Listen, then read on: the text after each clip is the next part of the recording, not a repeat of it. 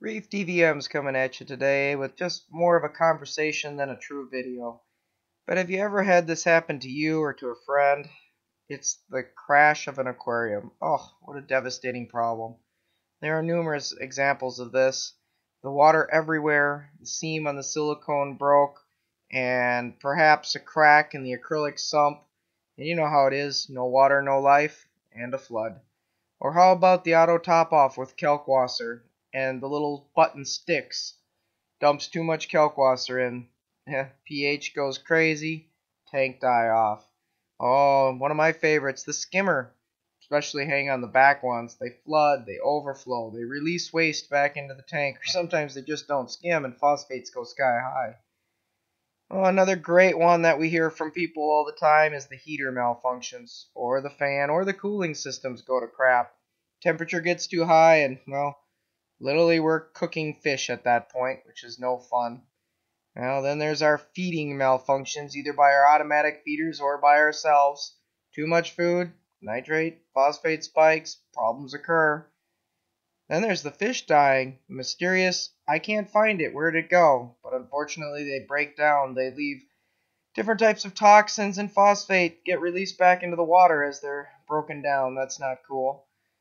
Then there's the lighting issues. Well, let's face it, I think most of us have had lights go out for a time, but there's also the metal halide that got too hot before it burned out and bleached a few corals, or the T5s that went a little ape, or the LED that just didn't shut off when it was supposed to. Then there's the mixing of the salt water. Oops, too high of a specific gravity, or an overdose of potassium or magnesium in it. Or even worse, the product you bought from the factory was contaminated. Oh, those are always frustrations. I've even seen RODI source issues where the filters have gone bad and dissolved solids are increasing, and boom, tank crashes for that. Of course, then there's actual spoiled food, food that goes rancid, basically like fish food poisoning.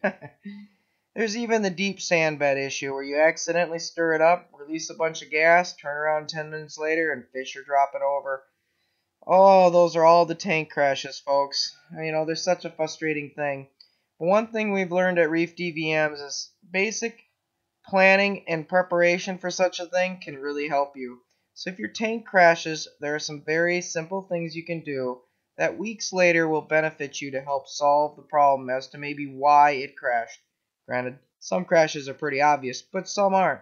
So no matter how it goes from here on out, try to remember what we try to tell our friends, family, and clients, and that's to use S.T.O.P. Safety, that's our first priority, especially with electric and water together. Then we want them to think about any changes made lately, any new additives, foods, or salts. We want them to observe the situation. What are the current parameters? What's missing? And then start the plan of action to repair the situation. If you folks can remember that in a time of crisis when water's spilling all over your floor or fish are just dropping over dead instantly after something's just been added, yes, you're still going to have losses, but you'll be able to recuperate faster and better and probably even save some of the livestock, whether it be fish or coral.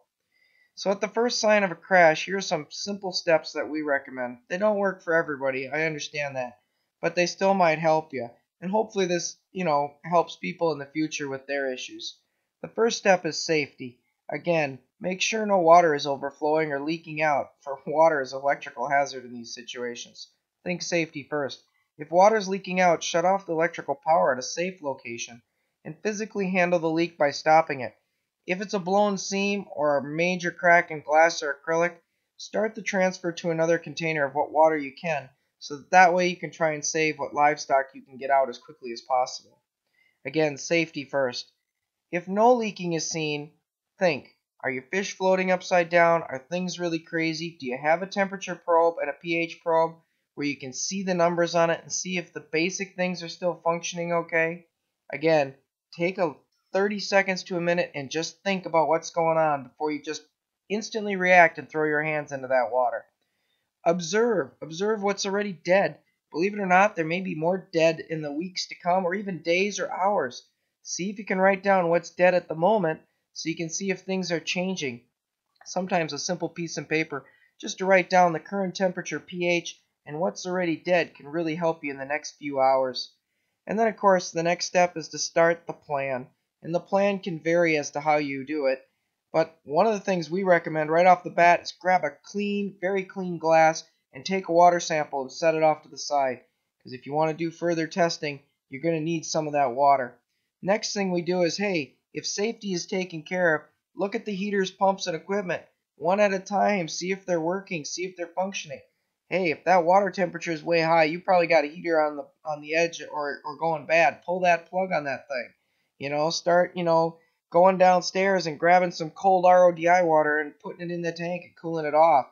If you can't get that pump to run, and hey, it's a vital life support, bail some water if you have to. But check the electrical equipment to see what's running. If you just added a chemical, salt, food, or additive, see if you have any left outside the system and hang on to it. Certainly don't add more of it, and also don't throw it out. There's a good chance that if it's been contaminated, gone bad, or something's wrong from factory, that when you contact the factory, they'll want to see the product, especially when it comes to different types of food additives and or salt mixes. A lot of times the companies will even reimburse you for a container of salt if you send them some of the salt back so they can analyze it to see if there was a problem with it. You know what? If you got time, folks, and you can think and observe, you probably got a few seconds too where if the water's not rushing all over the place and it's stable in the system, take out your test kits. Believe it or not, check in your specific gravity to see how bad the salt was screwed up. Check that pH on that meter, but also check it by your test kits. Maybe your meter is wrong. Nitrates, nitrites, and ammonia all can spike very, very quickly. Sometimes they can be from the sand bed. Sometimes they can be from dead fish, which are releasing toxins. Sometimes they're from a bad food source. Sometimes they're from something as simple as a piece of food or something that got dropped into the system that might even not even be for the fish at a party you had the night before. But anyways, based on what you find above, you have to make a choice. And one of the probably basic parameters that you're going to look at is your specific gravity, your pH, your nitrates, your nitrites, and your ammonia. And if you can't find anything wrong with those, and things are looking bad, and your lights are working, water's not all over the floor, and your heater's on, next step is to move towards those RODI water changes. See if you can crack open that new salt container. Check to make sure you've got some good RODI water. Mix yourself up a new batch as quickly as you can and start a transfer. If you think it was just something added to the tank, you might even be able to use such a thing as, a bulk water storage tank or maybe even a 5-gallon pail, something that you know is clean enough to put the RODI water in so you can start the system on an auxiliary kind of situation so that you don't even have to touch the tank. That can be as simple then as just grabbing your live rock, grabbing your fish with a net, putting them into the new system and seeing if you can keep them alive. There's hundreds of different ways to deal with a tank crash, folks. But again, all we're trying to do is give some basic advice and some things that have worked for us as we've gone through multiple tank crashes with family, friends, and clients. So again, at this point, we recommend that you try to remember the acronym STOP. Those kind of things like STOP will help you to deal with these crashes in the future and help you to save damage and stress. Yes, I understand there's a madness, there's an anger, and there's all other emotions involved. Try to stay calm, because if you're able to stay calm and if you're able to stop and think and observe and plan, you'll be able to save your system faster. And even if it is a complete die-off of fish or a complete burn of the coral, taking a slow, reactive, planned attack will help you to make sure that the mistake doesn't get repeated in the future and probably even give you the answer as to why the tank crashed. Granted, you can't always get the answer, but sometimes you can. I certainly hope this has been helpful, folks.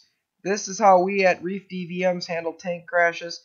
Again, it's not perfect, but if you take your time, stop, and then go about your repair and your rebuild, you'll probably get through it the best you can.